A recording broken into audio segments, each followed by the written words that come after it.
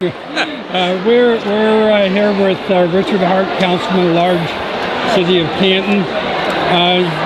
Mayor William J. Healy II just gave his State of the City address.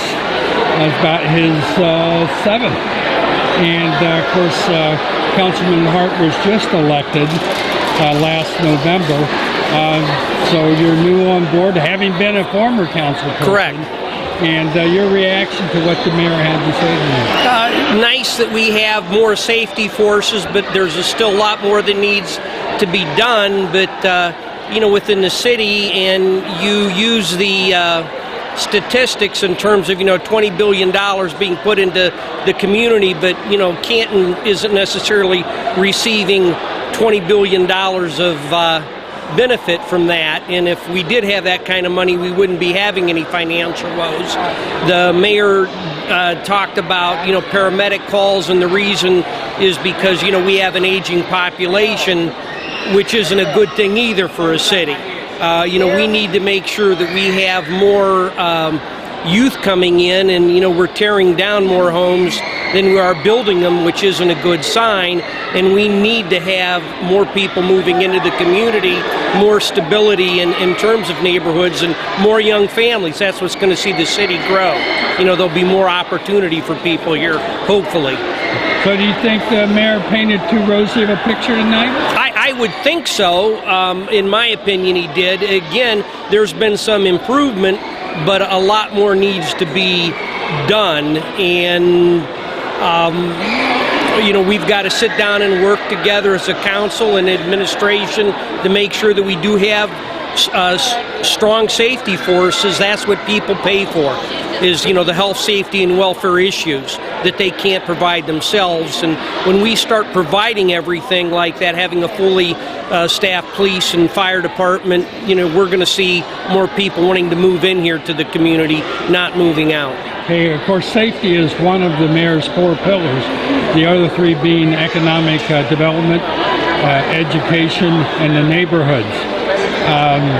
Are you satisfied that there's progress being made in each of those areas? Well, again, I would want to research, because he said something in terms of the mayor's, scholarship program, public school, and we still have a lot of students through the choice of the parents that are public school or that live in the city but may choose to go to parochial school, and why should they be treated any differently? And again, I would need to research that just to make sure, but that's the way I understood it.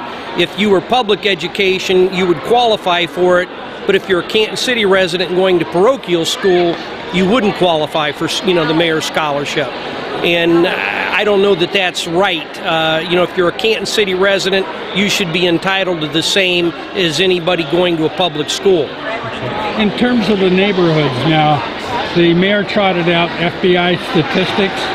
Is that your experience as a council person, and the input you're getting from Cantonians that live in the neighborhoods of Canton? Again, statistics don't lie, those that use them do.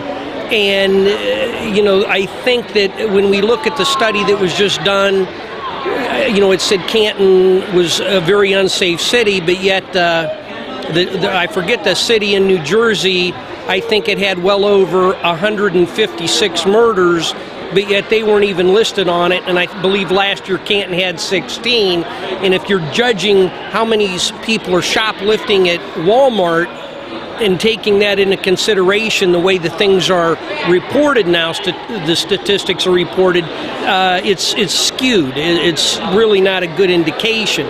But for the most part, we need to have boots on the ground. Nothing's going to deter crime like a police officer patrolling in a car or on a bicycle. And the more bodies we get, the more chances that people are going to feel more secure, and we're going to have less break-ins, things like that going on. We just need more bodies, and the same with the police and the fire department. You don't want to see the fire department there, but nor do I want to wait an extra 2 or 3 minutes for a private ambulance service because we have fire departments that are closed. It's senseless. That's what they want. That's what they pay for. Now, the mayor did caution in his presentation that even though the financial numbers are improving, that Canton is far from in the best condition it needs to be to provide all the services for the citizens of Canton. But my takeaway is that it looks to me like things are very, very rosy from a financial standpoint. And so what's your reaction to the glowing picture, even with the disclaimer that the mayor made? Would you make it a stronger disclaimer? Well, I definitely would, because we need to have people in the city, living in the city, paying income tax. We can't rely on the few jobs coming in. I mean, it's great to have those, but at the same time, we need to have that tax base, and that's residents that are living here,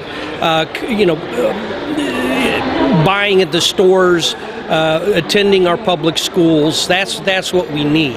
Okay.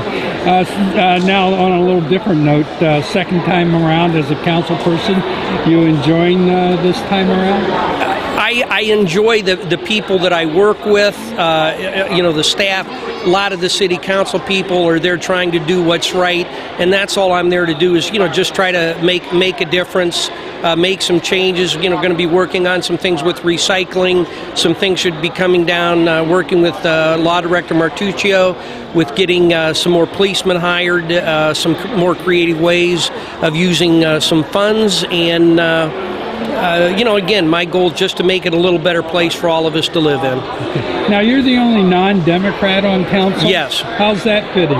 I'm there to do a job, and that's all I've tried to do. When I was the Republican, I got the city to do curbside recycling.